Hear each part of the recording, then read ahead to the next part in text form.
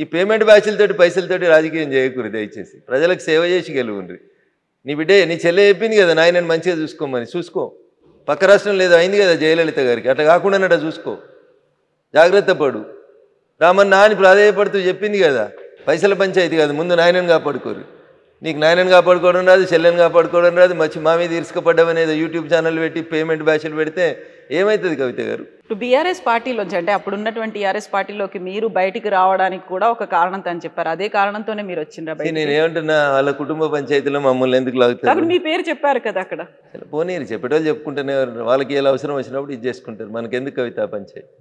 వాళ్ళ సాగు వాళ్ళు చావనీరు. సో వచ్చినటువంటి రీజన్స్ అన్ని ఏంటనుకుంటున్నారు? ఇవన్నీ రీజన్స్ తోనే నేను నన్ను ఎందుకు బయటికి పంపిరేంది అనేది నేను బయటకు వచ్చినప్పుడు కుండబద్దలు కొట్టినట్టు చెప్పిన. ఓకేనా? తిట్టేకాడికి తిట్టినా, శాపనార్థాలు పెట్టేకాడికి పెట్టినాం, చేసేకాడికి చేసినాం. ఇది కాదు కొట్లాడాలి వ్యతిరేకంగా నిలబడాలనుకున్నాం. ఏ నోరైతే కేసీఆర్ గొప్పోడు, తెలంగాణ గొప్పదని చెప్పిందో, తెలంగాణ తెచ్చుకుంటందుకు ఆయన ఉపయోగపడతాడని చెప్పిండో అదే నోరు చెప్పింది. వచ్చిన తెలంగాణ నేను దోసుకొని పెడుతున్నాడు, మళ్ళీ ఎవరికి వస్తే వ్యతిరేకంగా కొట్లాడినేమో వాళ్ళకే ఇస్తున్నాడు అని మళ్ళీ కొట్లాడింది ఇదే రఘునందన్ రావు నోరు. మంచిని మంచి అన్నం, చెడుని చెడు అంట. సార్ ఇప్పుడు బీఆర్ఎస్ బీజేపీకి బీ టీం కాదా? ఈ ప్రశ్న అడిగేటువంటి రిపోర్టర్లకి మీ క్వాలిఫికేషన్ ఏందని అడగాల్సి వస్తుంది. ఒక రాజకీయ పార్టీ ఇంకొక రాజకీయ పార్టీకి బీ టీం ఎందుకు అవుతుంది? ఎందుకు అవుతుంది అంటున్నా. కేసీఆర్ అనేటోడు ఇఫ్తార్ విందులు ఇస్తాడు, మేము ఇఫ్తార్ విందులలో పాల్గొంటామా? పార్టిసిపేట్ చేస్తున్నారు కదా. వాళ్ళు ముస్లిమ్స్కి రిజర్వేషన్స్ కావాలని కొట్లాడతారు కేసీఆర్ వాళ్ళు. కాంగ్రెస్ కొట్లాడుతుంది. కాంగ్రెస్ బీఆర్ఎస్ ఒకటవుతుందా? బీజేపీ బీఆర్ఎస్ ఒకటవుతుందా? ఎట్లా అడుగుతారు మీరు ఆ ప్రశ్నలో అంటున్నా. ఏ సిద్ధాంతంలో పోలికుంది? మాకు దేశం ఫస్ట్, మా నాయకుడు 24 గంటలలో 18 గంటలు పనిచేస్తాడు, వాళ్ళ కుటుంబం ఫస్ట్. అవునా? వాళ్ళకి 24 గంటలు ఫామ్ హౌసే ఫస్ట్, వాళ్ళకి ఆస్తులు దోసుకోవడం ఫస్ట్, మాకు ఈ దేశం కోసం చచ్చిపోవడం ఫస్ట్. ఇక వాళ్ళకి మాకు బీఫ్ టీంలు ఎట్లయితాయి? ఏం పొంతన ఉంటుంది? ఏం పోలికుందని అడుగుతారు. బీఆర్ఎస్కి ఏం సిద్ధాంతం ఉంది? బీఆర్ఎస్ తెలంగాణ తొలి ముఖ్యమంత్రి దళితుడే, చెప్పిన మాట మర్చిపోవాలి.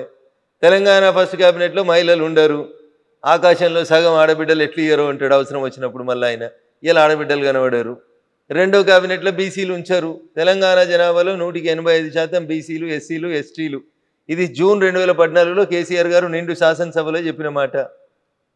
ఏడిచ్చిండు మంత్రి పదవులు? 3 బీసీలకితో ఒక బీసీని అర్ధరాత్రి తీసి పారేసిండు. అవునా? ఏమున్నది మరి వాళ్ళకి సామాజిక న్యాయం అంటే? ఏమేదో చెప్తుంది సామాజిక న్యాయం అని మా చెల్లె కవిత. పూలే బొమ్మ పెట్టాలి అసెంబ్లీలో. అరే మీ నాయన ముఖ్యమంత్రి ఉన్న 10 ఏళ్ళు ఏడున్నావు నువ్వు? అంటున్నా. అప్పుడు ఎందుకు పెట్టలే పూలే విగ్రహం? అప్పుడు ఎంపీ నువ్వు, ఎమ్మెల్సీ ఎందుకు పెట్టలే? నాయన నేను పూలే విగ్రహం పెడతాను ఎందుకు పెట్టలే అసెంబ్లీలో? ఇలా దానికి సంతకాల సేకరణ, ఓ రోజు కోదండరామ్ గారింటికి, ఓ రోజు లేని గద్దర్ గారింటికి, ఓ రోజు ఇంకోళ్ళ ఇంటికో ఏదో సంతకాలు చేస్తుంది. ఈ మీద ఉద్ధరిస్తున్న సమాజాన్ని అని తిరుగుతుంది. ఏం ఉద్ధరిస్తుంది? నవ్వుతురు జనాలు. 10 ఏళ్ళు పెట్టడం శాతకాలగాని ఈమె ఇలా పూలే పేరు చెప్పుకొని తిరుగుతుంది. సామాజిక తెలంగాణ అంట. మీ నాయన చేసిందే నువ్వు చేస్తూ ఉన్నావు. ఎట్లా వస్తుంది మీతోటి సామాజిక తెలంగాణ? మాతోటి వస్తుంది కవిత గారు. మేము 170 మందికి ఇచ్చినాం కేంద్ర క్యాబినెట్ లోపల. వాళ్ళు ఇవ్వలే, టీఆర్ఎస్ వాళ్ళు ఇప్పుడున్న కాంగ్రెస్ వాళ్ళు ఇవ్వలే. మీరేమో టీఆర్ఎస్ మా బీ టీం అంటాడు, బీఆర్ఎస్ ఏమో కాంగ్రెస్ బీజేపీ ఒకటి అంటాడు. ఎందుకు ఒకటైతాం అంటున్నా? మాకు ఎవరితోటి ఏమవసరం ఉందని ఒకటైతాం? మాకు ఏమవసరం వాళ్ళతోటి? మా సిద్ధాంతానికి వాళ్ళ సిద్ధాంతానికి పొత్తు ఎక్కడుంది, పొంతన ఎక్కడుంది, సారూప్యత ఎక్కడుంది? 30 ఏళ్ళు దేశాలకి అధ్యక్షులుగా వాళ్ళే ఉంటారు. ఒక పార్టీ ఉంటే ఆ పార్టీకి మొత్తం వాళ్ళే, జీవితకాలం వాళ్ళే అధ్యక్షులు, జీవితకాలం వాళ్ళే ప్రైమ్ మినిస్టర్లు ఉండాలి, వాళ్ళ కుటుంబాలే ప్రైమ్ మినిస్టర్లు ఉండాలి. వాళ్ళతో మాకు పోలికి ఎక్కడిది? టీఆర్ఎస్ వాళ్ళు అంటారు కాంగ్రెస్ బీజేపీ ఒకటి అంటారు. ఎట్లా ఒకటి అవుతుంది? ప్రతి 3 ఏళ్ళకి ఎవరున్నా సరే మేము అధ్యక్షుడిని మార్చేస్తాం, ఎంత పెద్దోళ్ళనైనా కానీ. మ్యాక్సిమం అంటే 2వ అవకాశం ఇస్తుంది మా పార్టీ. ఎట్లయితుంది కవిత గారు? ఎట్లా బీ టీం అవుతుంది బీఆర్ఎస్? ఏ లెక్కన బీ టీం అవుతుంది చెప్పు? ఏ సిద్ధాంతం ప్రకారం బీ టీం అవుతుంది? కాంగ్రెస్ వాళ్ళది నోరా మోరా వాళ్ళు ఆలోచించుకోవాలి. రాహుల్ గాంధీ అంటాడు ఓటు చోరీ అయింది అంటాడు, ఎంపీల ఓట్లు చోరీ అయినాయి అంట. ఏం మాట్లాడతారు కవిత గారు? ఈయన ఇట్లా మాట్లాడతాడు కేటీఆర్, ఆయన అట్లా మాట్లాడతాడు. ఏం మనుషులు వీళ్ళు అసలు? ఓటు చోరీ అవుతుంది అంటే ఏంది? నువ్వు ఎవరిని అవమానిస్తున్నావు? ఎంపీలను అవమానిస్తున్నావా? నీ పార్టీ ఎంపీలను అవమానిస్తున్నావా? నీ పార్టీ ఎంపీలు ఎట్లా నువ్వు చెప్తున్నారు? వాళ్ళు ఆత్మప్రబోధానుసారం వేస్తే వేసి ఉంటారు. అక్కడ విప్ లేదు కాబట్టి వేసి ఉంటారు. దానికి ఎవడు ఏం చేస్తాడు? ఇండి కూటమి ఎంపీలు వేస్తే వేసి ఉంటారు. నీకేంది ఉంటారు? నీకు నియంత్రణ లేదు. నీకు పార్టీ మీద నియంత్రణ లేదు, మీ ఎంపీల మీద నియంత్రణ లేదు, ఎంపీలకు నీ పార్టీ అధికారంలోకి వస్తుందనే విశ్వాసం లేదు. సో ఎవరుంటారు నీతో పాటు? ఎందుకుంటారు? పడవ మునిగిపోతుందని తెలిస్తే ఈత వచ్చిన వాళ్ళంతా పడవలకి వెళ్ళి దుంకి వెళ్ళిపోతుంటారు కవిత గారు. మునిగేదాకా ఎందుకుంటారు పడవలో? ఎప్పుడు అవకాశం వచ్చినప్పుడు అప్పుడు అటు దుంకి వెళ్ళిపోతూనే ఉంటాడు కదా. మునిగిపోయే పడవలు ఏ రాజకీయ నాయకుడు ట్రావెల్ చేస్తాడు? సో ఇప్పుడు మీరు ఈ మాటలన్నిటిలోనూ ఓట్ చోరీతో పాటుగా అన్నది సిబిఐ, ఈడీలు, ఐటీ ఈ అన్నిటినీ త్రిశూల వ్యూహాన్ని అమలుపరుస్తున్నారని అదే రోజు కదా రేవంత్ రెడ్డి కూడా కాళేశ్వరం ప్రాజెక్ట్ మీద సిబిఐకి ఇస్తోంది అని. మీరు ఈ ప్రశ్న రాహుల్ గాంధీనో రేవంత్ రెడ్డినో అడగాలి. కాంగ్రెస్ వాళ్ళు చేసిన తప్పులకు వచ్చి బీజేపీ వాళ్ళని సమాధానం చెప్పమంటే మాకు ఏం అవసరం ఉందని సమాధానం చెప్తాం. ఆ ట్వీట్ చేసినప్పుడు కింద మీరు కౌంటర్ పెట్టాలి. అరే వారి బుడ్డోడా, ఇది ఈ సిబిఐని ఈడీని తీసుకొచ్చింది బీజేపీ పార్టీ నరేంద్ర మోడీ గారు కాదురా బాబు, మీ నాయనమ్మ మీ తాత ఉన్నప్పుడు తెచ్చిరు, వాళ్ళని అడుగురా పోయాని అడిగిపోయి అడిగిరారా పోరే అని చెప్పాలి. గట్లా ఏది ఎప్పుడు వచ్చిందో తెలియని వాళ్ళు మాట్లాడితే ఆ నిమిషానికి ఎవడో పక్క నుండి ట్వీట్ చేస్తాడు. ఆఫీస్లో బ్యాక్ బెంచీల్లో ఫ్రంట్ బెంచీల్లో కూర్చున్నాడు, అంతేగా నేను చదివి ట్వీట్ చేస్తాడా? మరి ఇప్పుడు కాళేశ్వరం ప్రాజెక్టులో సిబిఐ అంటే ఏమవుతుంది అనుకుంటున్నారు మీరు? నాకు తెలియదు, అది ఇచ్చిరో అయ్యలేదో ఏమవుతుందో కాలం నిర్ణయిస్తుంది, చూద్దాం. అది మధ్యలో కోర్టుకు పోయినట్టుంది కదా, కొద్దిగా ఓపిక ఉందాం. సామాజిక న్యాయం, బీసీలకి 42% రిజర్వేషన్లు, ఇదేమవుతుంది? ఎక్కడ దాకా వెళ్తుంది? మేము ఇస్తున్నాం కదా, మాకు అవకాశం ఉన్న ప్రతి చోట మేము ఇస్తున్నాం. కాంగ్రెస్ లాగా ముస్లిమ్స్తో కలిపి ఇచ్చేటువంటి ఆలోచన మాకు లేదు. మేము డాక్టర్ బిఆర్ అంబేద్కర్ గారు రాసిన రాజ్యాంగాన్ని ఫాలో అవుతాం. డాక్టర్ బిఆర్ అంబేద్కర్ గారు రాసిన రాజ్యాంగంలో ఎస్సీలకి ఎస్టీలకి రిజర్వేషన్లు ఇవ్వమన్నారు, కానీ మైనార్టీలకు రిజర్వేషన్లు ఇవ్వమని చెప్పలేదు. అయినా కవిత గారు బిలో 10 ఉంటే మైనార్టీస్ అవుతారు, మోర్ దెన్ 10 అయినాక వాళ్ళు మైనార్టీస్ అయింది, వాళ్ళకి మైనార్టీ రిజర్వేషన్ అయింది, వాళ్ళని తెచ్చి బీసీ రిజర్వేషన్లో పెట్టేటువంటి తెలివి తక్కువ పని అయింది. ఎట్టి పరిస్థితుల్లో కూడా వాళ్ళకి రిజర్వేషన్స్ ఇవ్వం మేము. సో దీనికి చట్టబద్ధత వస్తుంది అనుకుంటారా? రాదు. కోర్టుకు వెళ్తారా? ఏమైనా పోని, వాళ్ళు ఎడికైనా పోని, కోర్టు ఏం చెప్తుంది? భారత రాజ్యాంగాన్ని దాటిపోయి పనిచేయమని చెప్తుందా? రాజ్యాంగం ఫ్రేమ్ ఎంతుంటే గంతల్ని పనిచేయమని చెప్తుంది. రాజ్యాంగబద్ధమైనటువంటి విషయాల్ని రాజ్యాంగబద్ధంగానే పరిష్కరించమని చెప్తుంది. రాజ్యాంగం లిమిట్ని దాటి పనిచేయమని ఎవరెట్లా చెప్తారు కవిత గారు? ఇప్పుడు 42% రిజర్వేషన్ ఇయ్యనంత వరకు స్థానిక సంస్థల ఎన్నికలు రావు. వాళ్ళకి ఎన్నికలు పెట్టే ధైర్యం లేక వాళ్ళ మాట మాట్లాడితే నేనేం చేస్తాను? గెలిచి నీకు ఇవాళ 18 నెలలు 20 నెలలు అవుతుంది, ఇవాళ దాకా ఎలక్షన్స్ పెడతలేరు మీరు. ఇప్పుడు బీజేపీని బదనాం చేసినందుకు కుట్ర, బీజేపీ 42% రిజర్వేషన్లు ఇస్తలేదు కాబట్టి మేము ఎలక్షన్లు పెడతలేమని కుట్ర. రిజర్వేషన్ ఎంత ఉండేది? ముందు ఎన్నికలు అయితే పెట్టి సార్, ఊర్లలో ఊడ్చడానికి జీతాలు లేక ఏడుస్తున్నారు, సర్పంచులు లేక సగం ఊర్లు ఇబ్బంది పడతా ఉన్నాయి, ముందు ఎలక్షన్లు పెట్టుర్రి. దానికైతే పార్టీ గుర్తుండదు కదా. గెలిచిన వాళ్ళంతా మా కాంగ్రెస్ వాళ్ళనే కండువ కప్పుకో, ఎవడొద్దంటాడు తర్వాత నిన్ను. ఎలక్షన్లు పెట్టన్నా అంటున్నాం మేము. నువ్వు 42% వాళ్ళకే ఇచ్చేసి పెట్టుకో. 42%లో 10% ముస్లింలకు ఇవ్వడం వల్ల హైదరాబాద్ లాంటి సిటీ లోపల మీరు 150 కార్పొరేటర్లు ఉంటే దాంట్లో వాళ్ళు 10-15 మంది వాళ్ళే వచ్చేస్తున్నారు. ముస్లిం మైనార్టీలు బీసీ కోటా కింద వస్తూ ఉన్నారు. దీన్ని మేము వ్యతిరేకిస్తూ ఉన్నాం. సో ఇప్పుడు మీరు కిషన్ రెడ్డి గారి గురించి చెప్పారు, ఆ అధ్యక్షుడి గురించి మాట్లాడిన తర్వాత వెరీ రీసెంట్గా బీజేపీ నుంచి బయటకు వెళ్ళినటువంటి రాజా సింగ్, ఆయన ఎందుకు కిషన్ రెడ్డి గారికే సవాళ్ళు విసురుస్తున్నారు, ఛాలెంజ్లు చేస్తున్నారు, మన ఇద్దరం పోటీ పడదాం, రాజీనామాలు చేసి రమ్మని? సో మీరు ఇద్దరు అన్నారు కాబట్టి ఆ ఇద్దరిట్లో ఎవరు మాట్లాడినా కరెక్ట్గా ఉంటుంది. నేను మూడో వ్యక్తిగా బయట నుంచి చూస్తుంటే నాకు సరిగ్గా కాకుండా అది బీజేపీ పార్టీయే కదా, మాకు కనిపించట్లేదు, మాకు అర్థం కావట్లేదు. నేను అదే చెప్తా ఉన్నా మీకు, కిషన్ రెడ్డి గారు మాట్లాడినా బాగుంటుంది, లేదా ఆ ప్రశ్నకు సమాధానం రాజా సింగ్ గారు చెప్పినా బాగుంటుంది. మధ్యలో నేను థర్డ్ పర్సన్ అయితే కదా కవిత గారు, నేను మాట్లాడడం బాగుంది. సరే, మీరు ఇప్పుడు పొంతన పోలిక సిద్ధాంతాలు ఎక్కడున్నాయి అనుకుంటే, బయట నుంచి వచ్చినటువంటి వాళ్ళందరికీ కూడా డిఫరెంట్ ఐడియాలజీలు సిద్ధాంతాలు ఉన్నాయి. వాళ్ళందరూ బీజేపీలోకి వచ్చిన తర్వాత మొత్తం బీజేపీ ఐడియాలజీనే పుచ్చుకున్నారా? పుచ్చుకోకపోతే బీజేపీ కండువ ఎట్లా కప్పుకుంటారు? ఇప్పుడు ప్రస్తుతం నేనేం చెప్తున్నా మీకు, కండువ కప్పుకున్న మరుక్షణం నీకు నచ్చితేనే కండువ కప్పుకుంటావు. మీరు ఎందుకో కండువ కప్పుకుంటలేరు. మీరు మా ఇంటికి వచ్చి ఇప్పుడు నేను బలవంతంగా మీకు ఏమైనా కండువ వేస్తున్నానా? వేయను కదా. మీరు మా సిద్ధాంతాలు నచ్చి మా నాయకత్వం నచ్చి వచ్చి జాయిన్ అవుతున్న వాళ్ళు, పాత సిద్ధాంతాలు ఇంకా మోస్తా అంటే మా పార్టీ ఎందుకు ఊకుంటుంది? కాకుండా గ్రూపులు ఎందుకు కనిపిస్తున్నాయి? చాలా గ్రూపులు కనిపిస్తున్నాయి. గతంలో కరీంనగర్ కి సంబంధించి బండి సంజయ్ కావచ్చు, ఈటెల రాజేందర్ ఒకరి మీద ఒకరు మాట్లాడుకున్నటువంటి పరిస్థితి ఉంది. బండి సంజయ్ గారు మాట్లాడిన మాటలలో ఎక్కడ ఈటెల రాజేందర్ గారి పేరు రాలేదు, ఈటెల రాజేందర్ గారు మాట్లాడిన ఎక్కడ కూడా బండి సంజయ్ గారి పేరు రాలేదు. మీడియా అదే చెప్తున్నది, తెలుగు మీడియాకి ఉత్సాహం ఎక్కువ, నారద ముని వారసులం అనుకొని అట్లే అదే పంచాయతీని కొనసాగి తెలుగు మీడియానే ఇట్లుంది దురదృష్టం. కాకపోతే కేంద్రంలో ఎందుకు గోడీ మీడియా అనేది కూడా అట్లనే వస్తుంది, కేవలం మోదీ భజన మాత్రమే చేస్తున్నారు వాళ్ళు అనేది. మోడీ భజన చేస్తుంటే ఓటు చోరీ అవుతుందని పాదయాత్ర చేస్తుంటే రోజు టీవీలలో పేపర్లలో ఎట్లా వస్తుంది? మోడీ మీడియా అయితే రాహుల్ గాంధీ బొమ్మలు ఎట్లా కనబడుతున్నాయి? ఓటు చోరీ చేసిండని రాహుల్ గాంధీ మాట్లాడితే టీవీలలో ప్లేట్ బ్రేకింగ్లు ఎట్లా వస్తాయి? రావు కదా. మోడీ మీడియా అయితే రాహుల్ గాంధీ అనే పేరే రాదు కదా టీవీలలో. మేము స్వేచ్ఛ ఇచ్చినాం కాబట్టి మీరు ఏదైనా మాట్లాడుతున్నారు. మేము ఉన్నట్టు మాట్లాడుతున్నాం కాబట్టి మీకు బాధ అనిపిస్తుంది. మేము నిజంగా నియంతృత్వం పోతే మీరేడ మాట్లాడతారు? అంత మోడీ మీడియా అయితే వేరే పేర్లు ఎందుకు కనబడతాయి ఈ దేశం లోపల? We are free. మేము మళ్ళీ చెప్తా ఉన్నాం, బిఆర్ అంబేద్కర్ గారు రాసిన రాజ్యాంగం ప్రకారమే అందరినీ పనిచేసుకోమని అడుగుతున్నాం. దాన్ని మీరు ఎక్కువ ఫాయిదా ఉటాయిస్తున్నారు, అయినా మేము మౌనంగా భరిస్తూ ఉన్నాం. ఓకే.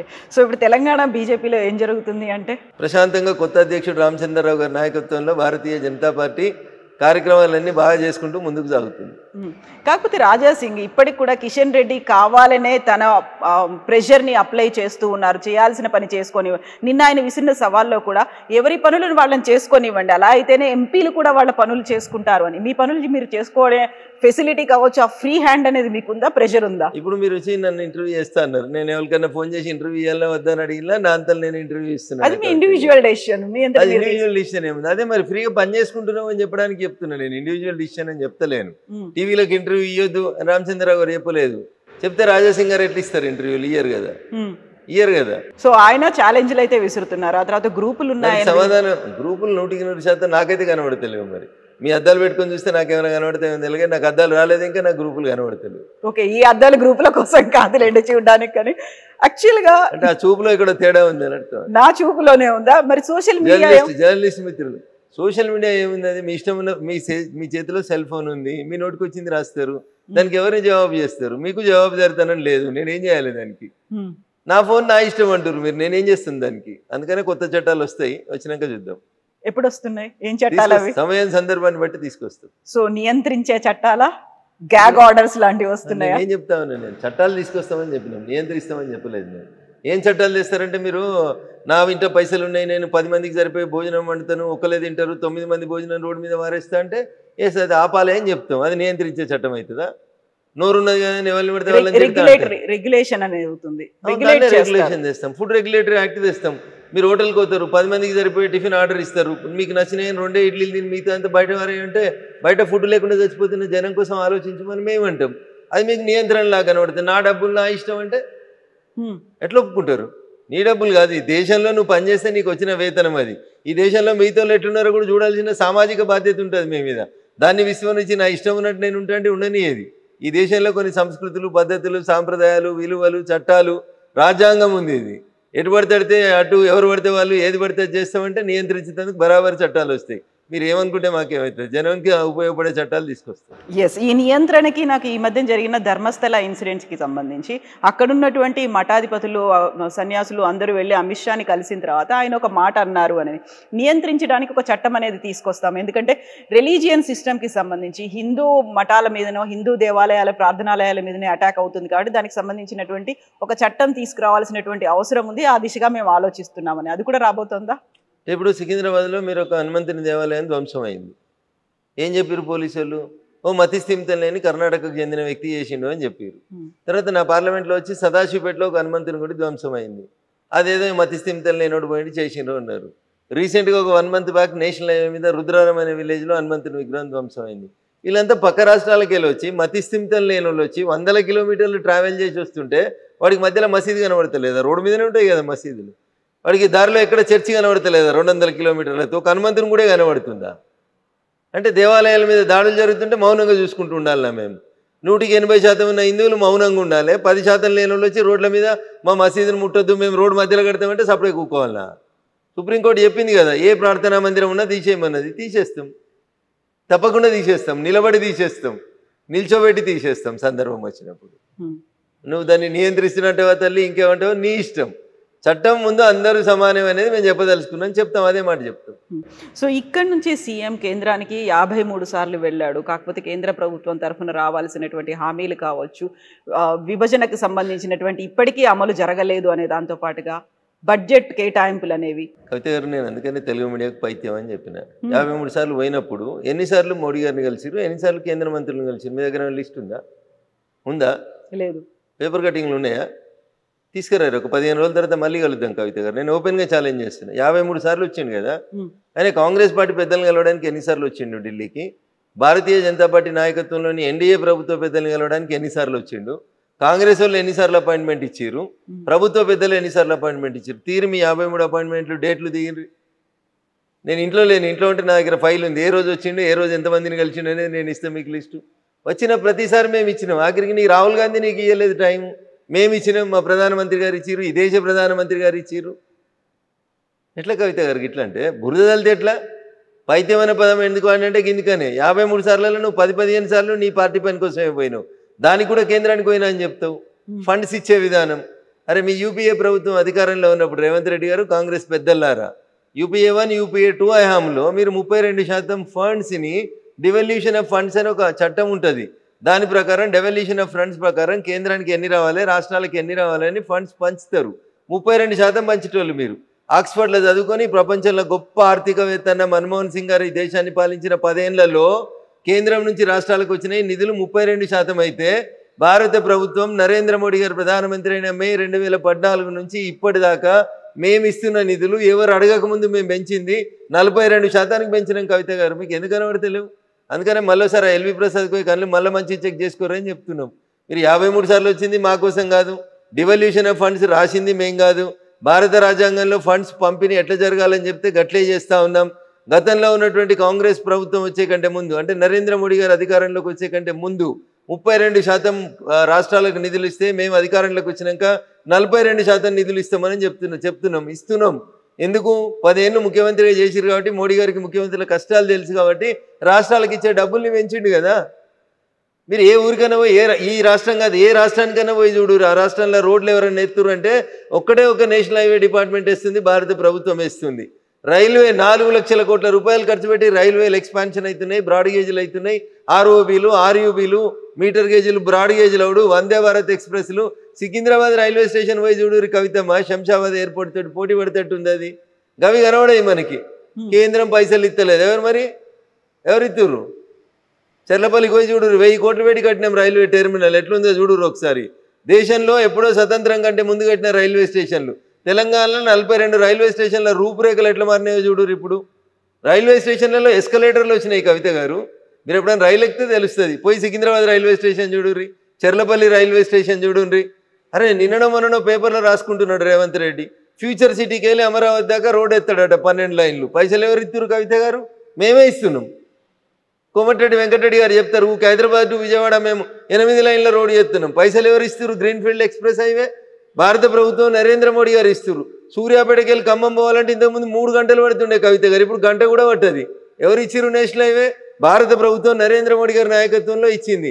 ఏం మాట్లాడతారు కవిత గారు? పైసలు వస్తా లేకపోతే మీరు ఒక్కసారి గట్ల పోరి మేడ్చల్కి వెళ్ళి కొంపల్లికి వెళ్ళి అత్వెల్లి గట్ సైడ్ పోయి రండి రోడ్డుకి. నరకం నరకం కనబడుతుంది రోడ్డు మీద. ఇలా 6 లైన్స్ రోడ్ వేసి 1200 కోట్లు ఇచ్చి పని చేపిస్తా ఉన్నాం. నా పార్లమెంట్ కాన్స్టిట్యున్సీ ప్రారంభమయ్యే బిహెచ్ఎల్ దగ్గరికి రండి. బిహెచ్ఎల్ చౌరస్తాలో సిగ్నల్ పడితే గంట ఏడ్చుకుంటా నిల్చుంటారు జనాలు. ఇప్పుడు 5 నిమిషాల లోపల బిహెచ్ఎల్ చౌరస్తా పారైపోతారు. సుమారు 200 కోట్లతోటి ఫ్లైఓవర్ కట్టినాం, నేషనల్ హైవే మీద కట్టినాం. మియాపూర్ చౌరస్తా నుంచి సంగారెడ్డి చౌరస్తా దాకా 6 లైన్స్ రోడ్ వేస్తా ఉన్నాం. నేషనల్ హైవేస్ నడుస్తున్నాయి. మీరు ఏదైనా కూరుకోయి స్టేట్ హైవేస్ చూసినా పోరు ఎట్లుందో చెప్తా నేను. మీరే కంపేర్ చేసి చూడు state highways and national highways, ఎవరి పనితీరు ఎట్లుందో తెలుస్తుంది. ముఖం మంచి లేక దెబ్బలు కొడితే ఎట్లా తల్లి? ఇప్పుడు ఇవన్నీ చెప్తున్నటువంటి రఘునందన్ రావు ఇన్ని రకాలుగా మాట్లాడుతుంటే ఎందుకని బయట మాట్లాడట్లేదు మీరు? వీటి వినిదా? ఇది బయట కాకపోతే ఇంట్లో మాట్లాడుకుంటున్నాం. ఇంటర్వ్యూలో మాట్లాడేది కదా, ప్రపంచం అంతా చూస్తుంది కదా. ఇంటర్వ్యూలో ప్రతి మీటింగ్ కి ఇప్పుడు నాతో పాటు మీరు సిద్దిపేటకి రండి, కొద్దిసేపు అయిన తర్వాత నేను జిఎస్టీ మీద అవగాహన సదస్సు పెడుతున్నా. నిన్న పెట్టిన గజ్వేల్లో, మొన్న పెట్టిన మెదక్లో గంటన్నర వర్తక వాణిజ్య వ్యాపార అడ్వకేట్లు, డాక్టర్లు, కిరాణా దుకాణాలు, సిమెంట్ దుకాణాలు, హార్డ్వేర్ దుకాణాలు అందరినీ కూర్చోబెట్టి 2 గంటలు వస్తున్న కవిత గారు జనానికి బయట మాట్లాడకపోతే ఇంట్లో మాట్లాడుతున్నాడు. కాకపోతే చేసినటువంటి పథకాలు కేంద్రం అయితే ఏమేవైతే తీసుకొచ్చిందో ప్రాజెక్టులు వీటన్నిటి గురించి చెప్పాల్సినటువంటి బీజేపీ ఎంపీలు ఆ స్థాయిలో చెప్పలేకపోతున్నారు కదా అనేది. రోజు పొద్దున్నే సాయంత్రం దాకా నా ఫేస్బుక్ ఓపెన్ చేసి చూడు, రోజు ఎన్ని గంటలు అరుస్తా ఉన్నా, ఎన్ని గంటలు చెప్తా ఉన్నా. పాల మీద పైసలు తగ్గించినాం, పాల మీద తగ్గించినాం, ఉప్పు మీద తగ్గించినాం, మందుల మీద తగ్గించినాం, మీరు తిరిగే స్కూటీ మీద తగ్గించినాం, మీ సార్ తిరిగే కారు మీద తగ్గించినాం, దేని మీద తగ్గియలేదు. ఆఖరికి హెల్త్ ఇన్సూరెన్స్ మీద 0 చేసినాం, జిఎస్టీ తగ్గించి మీ ఇంటికి నెలకు 15,000 రూపాయలు ఖర్చు తగ్గించినాం. దాని గురించి మాట్లాడారు ఎందుకు కవిత గారు? మేం చెప్పకపోతే ఎవరు చెప్తా ఉన్నారు? ప్రతి పేదోడికి లాభం జరుగుతుంది జిఎస్టీ వల్ల. 12 లక్షలు ట్యాక్స్ ఎగ్జంప్షన్ ఇచ్చినాం కదా మీకు. ఎవరిచ్చిర్రు? నరేంద్ర మోడీ గారి నాయకత్వంలో నిర్మలా సీతారామన్ ఆర్థిక మంత్రి ఇచ్చిర్రు. మరి మీరు ప్రపంచం మెచ్చిన గొప్ప ఆర్థికవేత్త కదా, మీ హయాంలో ఇన్కమ్ ట్యాక్స్ ఎగ్జంప్షన్ ఎంత ఉండే? కాంగ్రెస్ హయాంలో 10 ఏళ్ళు మీరు కూడా పాలిచ్చిర్రు కదా, ఏమైంది? అయితే నేను అనేది కేవలం రఘునందన్ రావే ఎందుకు మాట్లాడుతున్నాడు, మిగిలిన ఎంపీలు కావచ్చు, ఎమ్మెల్యేలు కావచ్చు, ఇక్కడ ఉన్నటువంటి లీడర్లు ఇవన్నీ ఎందుకు మాట్లాడలేకపోతున్నారు? ఎందుకని చెప్పట్లేదు? ఎవరు చెప్తలేదు. ఎవరి నియోజకవర్గాల వాళ్ళ మేము తిరిగి చెప్పుకుంటున్నాం. ఎవరి పని వాళ్ళు చేస్తూనే ఉన్నారు. చేతుల పని చేతులు చేస్తే, కాళ్ళ పనులు కాళ్ళే చేస్తాయి. అందరూ మాట్లాడారు కవిత గారు. కొందరు మాట్లాడతారు, కొందరు పని చేస్తారు, కొందరు ఇంకొక పని చేస్తారు. దేవుడు ఎవరికి ఏది ఇస్తే ఆ శక్తి ప్రకారం పని చేసుకుంటూ పోతారు కదా కవిత గారు. ఎస్. సో అందరూ పని చేయలేరు, కొంతమంది మాట్లాడతారు, కొంతమంది పని చేస్తారు. వెరీ రీసెంట్గా బీజేపీకి సంబంధించి ఒక నిర్ణయం తీసుకుంటున్నట్టున్నారు. 10 ఏళ్ల నుంచి ఎవరైతే పదవుల్లో ఉన్నారో వాళ్ళకి పార్టీ వైపు, పార్టీలో బాగా పనిచేస్తున్న వాళ్ళని పదవుల వైపు అనేది. రఘునందన్ రావుకి కేంద్ర మంత్రి వస్తుందా? నేను పనిచేస్తున్నాను కదా ఎంపీ. అదే అంటున్నా నేను, పార్టీలో ఇక్కడ పనిచేస్తున్నారు కాబట్టి కేంద్ర మంత్రిగా వస్తుందా? పార్టీగా పనిచేస్తలేను, నేను ఎంపీగా పనిచేస్తా ఉన్నా. పార్టీ అవకాశం ఇచ్చింది, ఎంపీగా గెలిచిన. అరే 20 లక్షల మంది జనానికి పొద్దుగలైతే సాగుకోసలు ఉన్నది, వర్షాలతోటి రోడ్డు తెగిపోతున్నాయి, మోరీలు తెగిపోతున్నాయి, జ్వరాలు వస్తున్నాయి, రకరకాలైనటువంటి సమస్యలు వస్తూ ఉన్నాయి. అన్ని సమస్యల్ని అడ్రస్ చేసేందుకు పనిచేస్తూనే ఉన్నాయి కదా. 24/7లో నేను కూడా చూడరు మీరు ఒకసారి. నేను అందుకనే చెప్పిన మీకు, నేను చెప్తే నాది నేను గొప్పగా కనబడుతుంది. నా ఫేస్బుక్ పేజ్ ఓపెన్ చేస్తే తెలుస్తుంది నేను ఎన్ని గంటలు ఇంట్లో ఉన్నా, ఎన్ని గంటలు బయట ఉన్నా తెలుస్తుంది. నిన్న పొద్దుల జిన్నారంలో ఉన్నా, సంగారెడ్డి జిల్లాలో ఉన్నా. నిన్న సాయంత్రం వచ్చేసరికి నేను మళ్ళీ గజ్వేల్కి పోయినా, సిద్దిపేట జిల్లాకు పోయినా. ఎంతమందిని కలిసినా, ఎన్ని సంఘాలను కలిసినా, జిఎస్టీ గురించి ఎంత ఎక్స్ప్లెయిన్ చేస్తున్నాం.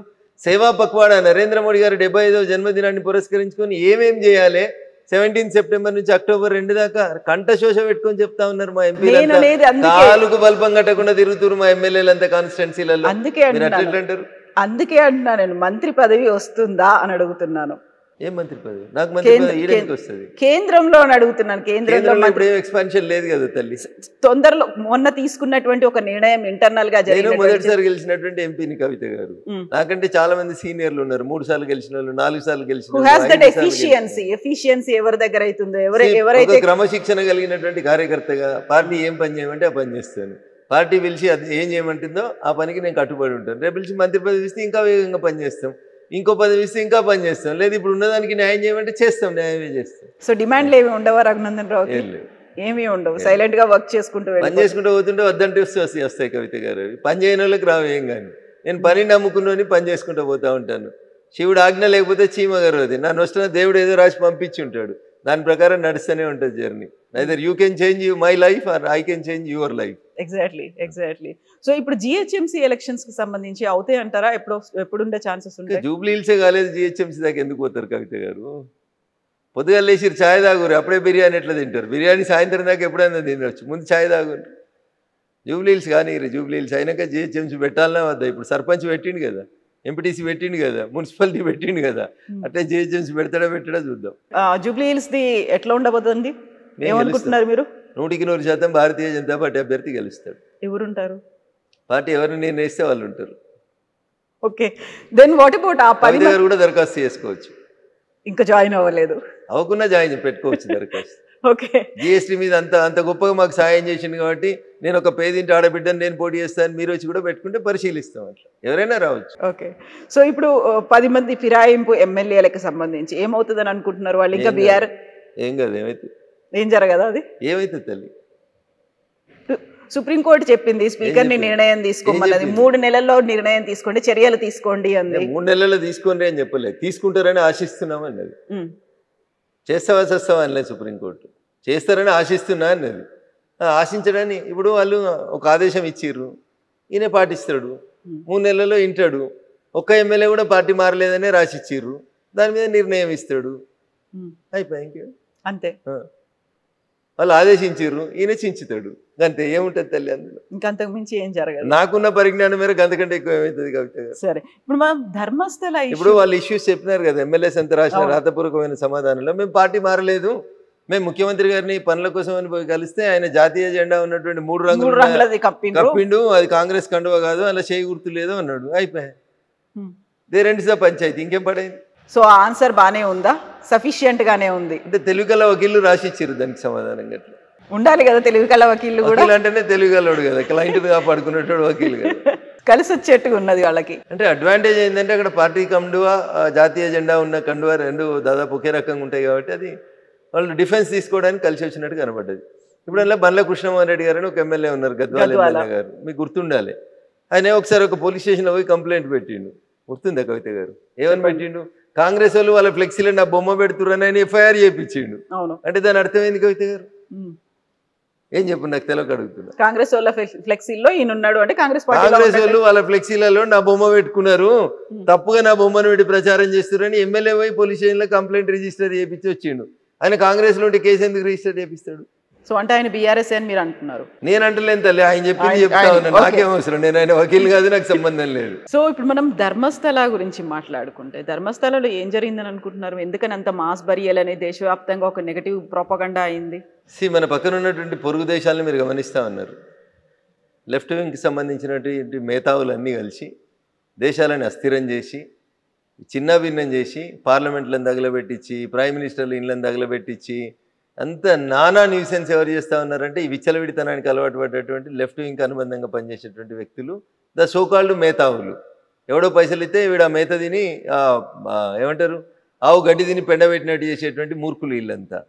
ఆ దేశంలో ఉండి ఆ దేశాన్ని పతనాలు కోరుకుంటున్నారు. శ్రీలంకలో 3 ఏళ్ల కింద అదే అవుతుంది, 2 ఏళ్ల కింద బంగ్లాదేశ్లో అవుతుంది, 4 రోజుల కింద పక్క నుండి ఇంకో దేశంలో జరుగుతుంది.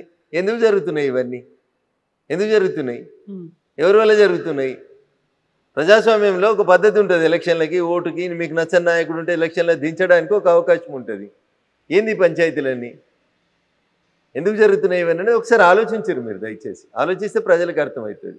హిందూ మతం మీద బురద జల్లేందుకు జరుగుతున్నటువంటి కుట్రలు కుతంత్రాలు కాకుండా ధర్మస్థలంలో ఏం జరుగుతుంది? కేరళ ఎంపీ వైపు ఏళ్ళు ఎందుకు పోతా ఉన్నాయి? ఎవరా కేరళ ఎంపీ? ఆయనకి ధర్మస్థలకి ఏం సంబంధం? ఆయన ఏ మతం మీద దాడి చేస్తూ ఉన్నాడు? ఆయన ఏ మతాన్ని పాటిస్తూ ఉన్నాడు? ఒకసారి ఆలోచించరు దయచేసి. సో అది మ్యాటర్ కోర్టులో సబ్జుడిస్ అయినప్పుడు ఇప్పుడు నేను ఇంతకంటే ఎక్కువ మాట్లాడలేను కాబట్టి కవిత గారు, నిజం కొద్ది రోజులు ఆగు, ఆలస్యంగానైనా బయటకు వస్తుంది. నేపాల్లో జరిగిన తర్వాత వరుసగా 3 కంట్రీస్లో అయింది, అవి కూడా మన నైబర్ కంట్రీస్ అయిన తర్వాత మన దగ్గర కూడా అలాంటి రివోల్ట్ అనేది వస్తుంది అనేటువంటి విశ్లేషణలు ఎందుకు వినిపిస్తున్నాయి? మీరు యూత్ బయటికి రండి, జెన్జీ మీరు యాక్టివ్గా ఉండండి అనేటువంటి నినాదాలు కూడా సోషల్ మీడియాలో ఎందుకు కనిపిస్తున్నాయి? ఎందుకంటే నేను చెప్పిన పైత్యం ఎక్కువ కనబడతాయి, మేత ఎక్కువైంది కాబట్టి కనబడుతున్నాయి. పక్క దేశాలకి వెళ్ళి వీళ్ళకి జీతం ఇచ్చేటో డబుల్ జీతం ఇస్తుంది కాబట్టి మాట్లాడుతున్నారు అంతే, అంతకంటే ఎక్కువ ఉంటుంది. వీళ్ళతో అయ్యేది ఏంది అంటున్నా, వీళ్ళతో ఏం కాదు గుర్తుపెట్టుకోరు. ఈ దేశానికి ఒక సంస్కృతి ఉంది, ఈ దేశంలో ఉన్న యువతకు ఒక ఆలోచన ఉంది. పక్క దేశాలలో జరుగుతున్నటువంటి సంఘటనలను చూసి అట్లాంటి సంఘటన జరగకుండా ఈ దేశాన్ని ఎట్లా కాపాడాలో ఈ దేశంలో ఉన్న యువతకు తెలుసు. కాబట్టి పట్టుమని 10 మంది పేమెంట్ తీసుకునేటువంటి పేమెంట్ ఆర్టిస్టుల కోసం ఈ దేశ యువత ఏదో చేస్తారని అనుకోవడం వాళ్ళ మూర్ఖత్వం. సో ఇప్పుడు బీజేపీ రాష్ట్రంలో ఎప్పుడు అధికారంలోకి వస్తుంది అనుకో? వచ్చే ఎన్నికలు ఎప్పుడు వస్తే అప్పుడు వస్తాయి. ఇమ్మీడియట్గా దానికి తగ్గట్టుగా కంప్లీట్ సమాయత్తమైందా? ప్రజలు ఓట్లేసి ఒక పార్టీని అధికారంలోకి తేవాలని నిర్ణయించుకున్న తర్వాత కవిత గారు 1983లో ఎన్టీ రామారావు తెలుగుదేశం పార్టీ పెట్టినప్పుడు ఏముండే కవిత గారు? అప్పుడు ఏముండే తల్లి చెప్పు? 9 నెలల్లో పార్టీ పెట్టి అధికారంలోకి తీసుకొచ్చారు. Bharatiya Janata party is a party with difference. సిద్ధాంతం కోసం, కమిట్మెంట్ కోసం అనేక మంది కార్యకర్తలు చచ్చిపోతూ సంవత్సరాల తరబడి నుంచి ఎత్తిన జెండా కోసం కొట్లాడుతున్నటువంటి కమిట్మెంట్ ఉన్న కార్యకర్తలు ఉన్న పార్టీ భారతీయ జనతా పార్టీ. దీనికి సన్నద్ధం ఏముంది కవిత గారు? ప్రజలు ఓట్లు వేయాలనుకోవాలి. 10 సంవత్సరాల టీఆర్ఎస్ పాలన చూసారు. 5 ఏళ్ళు ఉంటుందో లేదో నాకు తెలియదు, కానీ 5 ఏళ్ళ కాంగ్రెస్ పాలన చూస్తారు. ఇక అప్పుడు ఎవరికి ఓటు వేయాలనుకుంటారు ప్రజలు?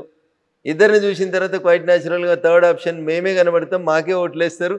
ఎప్పుడు ఎన్నికలు వచ్చినా నేను చర్చ మొదలుపెట్టినప్పుడు అర్ధగంట తిట్టిన వాళ్ళని, అన్నకి చెల్లెకి లేదు, బావకి మరదలకి లేదు, తండ్రికి బిడ్డ మీద కంట్రోల్ లేదు, గాళ్ళకి ఎందుకు ఓటేస్తారు కవిత గారు? కాకుండా జనాలు మళ్ళీ కేసీఆర్ రావాలని కోరుకుంటున్నారు, పూజలు చేస్తున్నారు, దేవాలయాల దగ్గర కూడా వాళ్లే కనిపిస్తున్నారు అనేది ఇదంతా ఆర్టిఫిషియల్ మూవ్మెంట్ని పైసలు ఇచ్చి నడిపిస్తారు అని చెప్తా ఉన్నాను. 100% ఆర్టిఫిషియల్ మూవ్మెంట్. వచ్చే ఎన్నికల వరకు టీఆర్ఎస్ ఏమవుతుంది, ఎట్లుంటుంది అనేది ఒకసారి చూద్దాం. కొద్దిగా వెయిట్ అండ్ సీ. ఇంకా 3 ఏళ్ళు ఉంది కాబట్టి 3 ఏళ్ళు ఉంది కాబట్టి ఓపిక ఉండండి కవిత గారు, ఎందుకు తొందరపడి. సో పార్టీని విచ్ఛిన్నం చేసే కుట్ర జరుగుతోంది, హస్తగతం చేసుకునే కుట్ర. మాకేం అవసరం? తనన్న మాటలు చెప్తున్నారు, కవిత అన్న మాటలు. కవితను అడుగురు, సమాధానం. కుటుంబాన్ని విచ్ఛిన్నం చేశారు, పార్టీని హస్తగతం చేసుకోవాలనే కుట్ర జరుగుతోంది చెప్పింది కదా కవిత. హస్తగతం చేసుకోవాలనుకుంటున్నా ఉంటుంది. హస్తం పార్టీలో అడుగురు ఆ ప్రశ్న, నన్ను కాదు అడగాల్సి. సో ఇంటర్నల్ గా జరగదా అది? బయట నుంచి అవుతుంది ఎక్స్టర్నల్ గా? ఇంటర్నల్గా ఏముంటుంది కాబట్టి పార్టీ వాళ్ళు ఉన్న ముగ్గురు అనుకున్న తర్వాత 4 బెనిఫిట్ అవుతుంది. అట్లా పిట్టపోరు ఏదో పిల్లి తీర్చింది అన్నట్టు ఉంటుంది పంచాయతీ. ఇప్పుడు వాళ్ళ పంచాయతీ అంతా గట్లే ఉంటుంది. ఇప్పుడు కవిత అనేటువంటి ఎపిసోడ్ వచ్చిన తర్వాత ఏం జరిగిందని జర్నలిస్ట్ మిత్రుడు కృష్ణ అడిగిన ప్రశ్నలకు సమాధానం చెప్పారు, జనం చెప్పారు. కవితను సస్పెండ్ చేస్తారా చేయరా ఏమనుకున్నారు మీరంటే అది ఊహించిందే అన్నారు. 90% ప్రజలు చెప్పారు. కవిత ఇంపాక్ట్ ఏమైనా ఉంటుందా, బయటకు పోతే ఉండదంటే 46% మంది ఉంటుంది అని చెప్పారు. ఇక 46% మంది ఉంటుందంటే 1% ఓట్లతోటి పార్టీలు గెలిచి ఓడిపోయి జరిగే ఈ దేశం లోపల కవిత గారు 46% మంది జనం మీద ఇంపాక్ట్ ఉంటుంది కవిత మీద తీసుకున్న నిర్ణయం అంటే టీఆర్ఎస్ ఎక్కడ ఉంటుంది ఒకసారి ఆలోచించి. కాకుంటే 3 ఏళ్ల కాలం ఉంది కదా, ఇప్పుడు ఆ ఇంపాక్ట్ ఉంది అనిపిస్తుందేమో. 3 ఏళ్లలో అదే కంటిన్యూ అవుతుంది అంటారా? 3 ఏళ్లలో ఈ పార్టీ 3 ముక్కలు కాదని ఎవరు మీరు గ్యారంటీ ఇస్తారా? ఇలా చెల్లెపోయింది రేపు బాగోడని గ్యారంటీ ఇస్తారా? రేపు గౌరవనీయులు సంతోష్రావు గారు బయటకు వరని గ్యారంటీ ఇస్తారా? అంతా శ్రీమంతులే అయ్యారు కదా, అందరి దగ్గర 1000 కోట్లు అయిపోయినాయి కదా. ఎవరైనా బయటకోవచ్చు, ఎవరైనా కొత్త పార్టీ పెట్టుకోవచ్చు, ఎవరైనా ఏదైనా చేసుకోవచ్చు, ఏముంటుంది. సో ఇప్పుడు మళ్ళీ బీజేపీ వచ్చే పరిస్థితులు ఉన్నాయంటారా? మీరు చెప్పినట్టుగా అప్పుడు ఎన్టీఆర్ పార్టీ స్థాపించినప్పుడు 9 నెలల్లోనే అధికారంలోకి అంటే అలాంటి పరిస్థితి ఇప్పుడు ఉందా? అంతకంటే ఎక్కువ ఘోరమైన పరిస్థితి ఉంది. ప్రజలు కాంగ్రెస్ని అంతకంటే ఎక్కువ ద్వేషిస్తారు. టీఆర్ఎస్ పట్ల అంతకంటే ఎక్కువ కోపంగా ఉన్నారు ప్రజలు. భారతీయ జనతా పార్టీ ఒకటి ఆల్టర్నేట్ కనబడుతుంది. ఎన్నికలు ఎప్పుడు వస్తాయని ఎదురు చూస్తారు. యూనిటీ ఉందా బీజేపీలో మరి? దానికోసం సమిష్టిగా పోరాడడానికి, కృషి చేయడానికి ఉంది, కలిసికట్టుగా ఉంది. 100% 100% ఉంది తల్లి. అందరం కలిసే ఉన్నాం, కలిసి కట్టుకునే ఉన్నాం, కలిసి కొట్లాడతాం, కలిసే అధికారంలోకి. కాకపోతే ఎవరికి వాళ్ళు ఇండివిజువల్ గా మాట్లాడుతున్నారు, ఎవరికి వాళ్ళు సెపరేట్ గా. ఇప్పుడు కవిత మా ఇంటికి వచ్చి ఇంటర్వ్యూ చేస్తే రఘునందన్ రావు సమాధానం చెప్తాడు, కానీ రాజేందర్ గారు బండి సంజయ్ గారు ఎట్లా చెప్తారు తల్లి? దీన్ని కూడా ఇండివిజువల్ గా మాట్లాడుతారు. మీరు రేపు పొద్దున బండి సంజయ్ గారు ఇంటర్వ్యూ చేయరు, ఆయన కూడా మాట్లాడుతారు. అరవింద్ గారు ఇంటర్వ్యూలు చేయడం వేరు, పబ్లిక్ గా మీడియా ముందు మాట్లాడడం వేరు ఉంటది. కార్యకర్తల సమావేశాల్లో మీడియా ముందు రోజు ఏం మాట్లాడతారు? కార్యకర్తల సమావేశం అంతటి జరుగుతున్నాయి. దేశంలో అందరు ఎంపీలు పనిచేస్తారు. ఒక్కసారి నా 3 రోజులు వెనుక పోయి చూడరాదు. 3 రోజుల నుంచి నేనేం పని చేసినా కనబడుతుంది కదా తల్లి. ఎందుకంటే ఊరికి అనుమానం పెట్టుకొని ఇబ్బంది పడతావు మనసులో. చూడు, అట్లే ప్రతి ఎంపీకి ఒక ఫేస్బుక్ పేజ్ ఉంది. చూడు ఒకసారి ఎవరెవరు ఎక్కడ పనిచేస్తారు, ఏం మాట్లాడుతారో తెలుస్తుంది కదా. అందరం పనిచేస్తున్నాం, నియోజకవర్గాల్లో పనిచేస్తున్నాం. రాష్ట్ర నాయకత్వం బలంగా ఉంది, కేంద్ర నాయకత్వం బలంగా ఉంది, పార్టీ అధికారంలోకి వస్తుంది. So you are very confident. ఎన్ని లెక్కల్లో చెప్పమంటే ఎట్లా చెప్తారు? ఎన్ని వస్తాయి అని అంటారు మీరు? అధికారంలో రావడానికి ఎన్ని సీట్లు కావాలో అన్ని వస్తాయి. చాలా మ్యాజిక్ ఫిగర్ క్రాస్ అయితే సరిపోతుంది అంటారా? సరిపోదు. ఇప్పుడు కాంగ్రెస్కి ఎన్ని వచ్చినాయి? 63 వచ్చినట్టున్నాయి కదా. సరిపోతలేవా? అంతే మరి. అంతేనా? అంటే 63 కాదు, రేపు 119 ఉంటాయా, 153 అవుతాయా, 175 అవుతాయా? చాలా కాలంలో చాలా మార్పులు వస్తాయి తల్లి. 3 ఏళ్లలో 1 నేషన్ 1 ఎలక్షన్ వస్తుంది. మహిళా రిజర్వేషన్ 33% వస్తుంది. స్టేట్ అసెంబ్లీలో ఉన్న సీట్లు రీఆర్గనైజ్ అవుతాయి. దాంతోపాటు ఎస్సీ ఎస్టీల సీట్లు రీఆర్గనైజ్ అవుతాయి. భారత పార్లమెంట్లో సీట్లు పెరుగుతాయి. జనగణన పూర్తి అయిన తర్వాత రీఆర్గనైజేషన్ కమిటీస్ వస్తాయి. ఇన్ని పెట్టుకొని రేపు ఏమవుతుందో తెలియనప్పుడు 3 ఏళ్ల తర్వాత ఏమవుతుందో ఇప్పుడు ఎట్లా ఉంచుతాం కవిత గారు? అందులో 42% రిజర్వేషన్తో పాటుగా ఇప్పుడు కర్ణాటక గవర్నమెంట్ కూడా మళ్ళీ బీసీ కులగణన చేయాలి అనేటువంటి ఒక నిర్ణయానికి ఎప్పుడో చేసిన కులగణన ఏమైంది కవిత గారు? అది ఎప్పుడో 10 ఏళ్ల కింద చేశారు కాబట్టి మళ్ళీ ఇప్పుడు శాస్త్రీయంగా చేయాలి అనేది. కాంగ్రెస్ అధికారంలో ఉన్నప్పుడు ఒక రకంగా ఉంటుంది, ప్రతిపక్షంలో ఉంటే ఒక రకంగా ఉంటుంది. కాంగ్రెస్ ఈ దేశంలో బీసీలకు ఏ రోజు కూడా న్యాయం చేయలేదు. ఈ దేశానికి స్వతంత్రం వచ్చిన 75 ఏళ్ల తర్వాత నిన్న ప్రమాణ స్వీకారం చేసినటువంటి గౌరవనీయులు రాధాకృష్ణన్ గారు భారతదేశానికి మొట్టమొదటి ఓబీసీ ఉపరాష్ట్రపతి. అంటే మీరు అర్థం చేసుకోరు కాంగ్రెస్ సంస్కారం ఏందో. 55 ఏళ్ళు ఈ దేశాన్ని పాలించి ఒక ఉపరాష్ట్రపతిని, ఒక ఓబీసీ క్యాండిడేట్ని చేయలేనటువంటి పార్టీ కాంగ్రెస్ పార్టీ. వాళ్ళు 42% రిజర్వేషన్ ఏడిస్తారు కవిత గారు. వాళ్ళ గురించి ఏదో బాగా పట్టుకొని తనలాడుతూ ఉన్నారు మీరు. మీ క్యాండిడేటే దిక్కులేడు. ఎవరికి ఇచ్చారు ఉపరాష్ట్రపతి క్యాండిడేట్? సుదర్శన్ రెడ్డి గారు. ఓసీకి ఇచ్చారు. ఎందుకు బీసీకి ఎందుకు వెళ్ళలేదు మరి?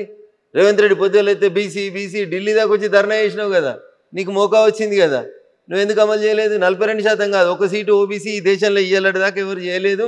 మేము చేస్తున్నామని ఒక ఓబీసీ క్యాండిడేట్ని ఎందుకు పెట్టలేదు? పోనీ మీ హైకమాండ్ పెట్టలేదు, మరి మేము ఒక ఓబీసీ క్యాండిడేట్ని పెట్టినాం. కొంతమంది బీసీ ఎంపీలు మాకు ఓటేసారు, మీకెందుకు కడుపు నొత్తుంది? ఓటు చోరీ ఏంది? ఓటు చోరీ ఏంది కవిత గారు? దానికి విప్పు ఉండదు. ఉపరాష్ట్రపతి ఎన్నికకు విప్పు ఉండదు. విప్పు లేనప్పుడు ఏం పోయినా తనకి ఇష్టం ఉన్నట్టు ఓటేసుకుంటాడు. నువ్వు క్రాస్ ఓటింగ్ అయింది అనేది దాంట్లో క్రాస్ అయింది, ఓటింగ్ అయింది, నాకు అర్థం కాదు. మీరు ఎంపీ కవిత గారు, మీరు ప్రజల చేత ఎన్నుకోబడినటువంటి గౌరవ ప్రజాప్రతినిధి. మీరు ఎవరు కోటేయాలో ఇంకొకరు చెప్తారా? ఇంకొందరు దారుణంగా సిగ్గు లేకుండా మాట్లాడుతారు. 20 కోట్లకు ఎంపీలు పోయినరని, అమ్ముడు పోయి ఓటేసిరని. కొంచెం అన్నం తిన్నట్టు మాట్లాడి నేర్చుకోవాలి వాళ్ళు. ఎంపీలు 20 కోట్లు తీసుకొని ఓటేసిరా? ఇంత సంస్కారహీనంగా మాట్లాడతారా? నీ పార్టీ బీఫామ్ మీద గెలిచిన నువ్వు కంట్రోల్ చేసుకోవడం చేతగాక, నీ దగ్గర పనిచేసే నీ ఎంప్లాయీని నువ్వు కంట్రోల్ చేసుకోలేక మమ్మల్ని అంటే ఎట్లా కవిత గారు? మీ ఐటీఎంలో పనిచేసేవాడు పక్క ఛానల్లోనికి మీ సమాచారం ఇస్తుంటే అది మీ చేతగానితనం అవుతుంది, కానీ మాది ఎట్లయితుంది? అది ఎట్లయితే చెప్పుర్రి. So true. సో ఇప్పుడు సుదర్శన్ రెడ్డి గారి గురించి అమిత్ షా చేసినటువంటి ఆ వ్యాఖ్యలు మీరు విన్న తర్వాత ఏమనిపించింది? సో సల్వాజుడు మాట్లాడినంటే ఉన్నట్టు మాట్లాడతాడు కదా, అబద్ధం ఎందుకుంటుంది? 10 ఏళ్ల తర్వాత ఎందుకు ఇప్పుడు ఎందుకు మాట్లాడినరు? నువ్వు స్క్రీన్ మీదకి వచ్చినావు కాబట్టి మాట్లాడుతున్నావు, ఇవాళ నువ్వు రాజకీయాలకు వస్తున్నావు కాబట్టి మాట్లాడుతున్నాం. రాజకీయాలకు రాకపోతే నీ గురించి ఎందుకు మాట్లాడతాం? మాకేం అవసరం? రిటైర్డ్ అయిన ఒక జడ్జి గురించి మాట్లాడాల్సిన అవసరం భారత హోంమంత్రికి ఏముంటుంది? నువ్వు రాజకీయాలకు వస్తున్నావు కాబట్టి వచ్చిన క్యాండిడేట్ పలానాడు అని చెప్తున్నాం, తప్పేముంది? నువ్వు బయటికి రానని చెప్పి మేము మాట్లాడినావా మీ గురించి? కాకపోతే ఆపరేషన్ కగార్ మేము స్టార్ట్ చేస్తున్నప్పుడైనా అప్పుడైనా మాట్లాడాల్సి ఉండే, అప్పుడు కూడా మాట్లాడకుండా మేము ఎప్పుడు మాట్లాడాలో నిర్ణయించేందుకు మీరెవరు కవిత గారు? మేము ప్రజల చేత ఎన్నుకోబడినటువంటి ప్రభుత్వం మాది. ఏది ఎప్పుడు మాట్లాడాలో ఈ దేశ హోంమంత్రికి, ప్రధానమంత్రికి మీడియా డిక్టేట్ చేస్తుందా? ఇంత అన్యాయం ఉంటుందా? మీడియా డిక్టేట్ చేయడం కాదు, కాకపోతే ఆపరేషన్ మాట్లాడితే మంచోళ్ళం, మీరు నేను అలా ఆపరేషన్ కగార్ మేము స్టార్ట్ చేసాము మార్చి ఆపరేషన్ కగార్ మార్చి 2026 వరకు ఈ దేశంలో నక్సలైట్లు ఏరేసేందుకు మొదలుపెట్టిన ఆపరేషన్. అవును, దాంట్లో ఎల్లయ్య పేరు మల్లయ్య పేరు ఎందుకు మాట్లాడాలి? మీ పేరు తీసి మిమ్మల్ని ఎందుకు ఇచ్చేయాలి? మేము ఏం అవసరం మాకు? రిటైర్డ్ అయ్యారు, అయిపోయింది, మీ కార్యక్రమం అయిపోయింది, ఇంకా మీ గురించి ఎందుకు మాట్లాడాలి? మీరు మళ్ళీ కొత్త బట్టలు వేసుకొని వచ్చారు కాబట్టి మీ గురించి మాట్లాడాల్సి వస్తుంది. సందర్భం లేకుండా మాట్లాడితే జనం ఏమంటారు? సమయం సందర్భం ఉన్నప్పుడు మాట్లాడాలి, సందర్భం లేనప్పుడు ఇంట్లో పడుకొని గురించి మాట్లాడడం ఎందుకు మాట్లాడతారు? అది సంస్కారం కాదు అది. సో మళ్ళీ దాన్ని రివోక్ చేయడం, రివైవ్ చేయడం అట్లాంటిది ఏదైనా ఆ ఇచ్చిన తీర్పునో అవసరం లేదు. ఇప్పుడు ఇంకా 10 సంవత్సరాల తర్వాత ఏం చేయాలో ప్రభుత్వం ఒక నిర్ణయం తీసుకుంది, చేసుకుంటూ పోతా ఉంది. ఇంకా దాన్ని చేసేది ఏముంటుంది ఇంకా? So operation Kagar will continue, అట్లాగనే అవుతుంది, డౌట్ ఎందుకు దాంట్లో? ఈ దేశ హోంమంత్రి ఒకసారి ఒక మాట చెప్తే బరాబర్ జరిగి తీరుతుంది. సో మేము రఘునందన్ రావు గారిని నెక్స్ట్ ఎట్లా చూడొచ్చు? ఇట్లే చూస్తారు. కాలు కొంచెం గుడుతున్నావు, అప్పుడు కొంచెం మంచిగా నడుస్తాం అంతే. యాక్టివ్ అవుతారు, ఇంకా మోర్ యాక్టివ్. ఆపరేషన్ చేయించుకొని కొంచెం ఇబ్బందిలో ఉన్నాను కాబట్టి కొంచెం గుడుతూ మెల్లగా నడుస్తా ఉన్నాను, అప్పటికి ఇంకా బాగా యాక్టివ్ కనబడతారు. సో మెదక్ నుంచేనా అప్పుడు కూడా? అరే తల్లి 3 సంవత్సరాలు ఉంది అంటున్నా, చాలా కాలం ఉంది కాబట్టి. రేపు లేడీస్కి వచ్చింది అనుకో తల్లి, రఘునందన్ రావు పోటీ చేస్తా అంటే టికెట్ ఇస్తుందా పార్టీ? ఇవ్వరు. కాన్స్టిట్యున్సీస్ రీఆర్గనైజ్ చేసి రేపు అది ఎస్సీలకు ఎస్టీలకు రిజర్వ్ అయింది అనుకోరి, నాకు పోటీ చేసే అవకాశం ఉంటుందా? అందుకని తొందరపడకూరి, వెయిట్, సమయం వచ్చేదాకా వెయిట్ చేయండి. ఇప్పుడు కులగణన భారత ప్రభుత్వం స్టార్ట్ చేసింది, జనగణన కూడా స్టార్ట్ చేసింది, కులగణన స్టార్ట్ చేసింది.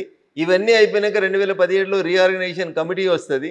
వీటన్నింటికంటే ముందు ఆల్రెడీ పాస్ అయినటువంటి 33% మహిళా రిజర్వేషన్ ఉంది. ఇవన్నీ చేయాలా వద్దా కవిత గారు? చేస్తున్నప్పుడు ఏ సీట్ ఎటు పోతుంది, ఏ సీట్ ఏ రిజర్వేషన్లకు వస్తుంది తెలియకుండా ఎందుకు తొందరపడు?